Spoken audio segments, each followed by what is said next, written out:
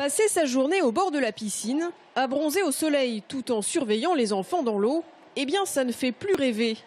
En effet, le département d'Indre-et-Loire s'est retrouvé cette année en pénurie de maîtres nageurs. 16 piscines ouvertes toute l'année, 21 supplémentaires de juin à fin août, sans compter les baignades naturelles. Le besoin en personnel de surveillance s'est révélé être un véritable casse-tête. C'était notamment le cas pour la piscine de Chambray-les-Tours. Début de la semaine dernière, donc j'ai demandé à Madame Grosset de faire passer dans le réseau où elle a énormément de contacts avec ALS. D'accord. Moi, j'ai déposé aussi des annonces sur Facebook, mais je n'ai eu aucun retour. Il n'y a pas eu de candidature ou quoi que ce soit? Aucune. C'est vraiment la première fois où on s'est retrouvé vraiment pris au dépourvu. Donc, on s'est retrouvé qu'il fallait trouver une solution dans l'urgence. Donc il fallait faire un plan A, plan B, plan C et ainsi de suite. Niveau formation, malgré les différents organismes existants en Centre-Val de Loire, le nombre de maîtres nageurs reste insuffisant.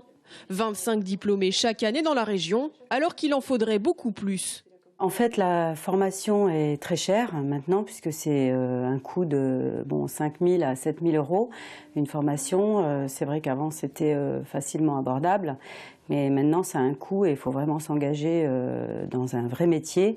Et pour les saisons estivales, en fait, c'est un petit peu cher pour ça, quoi.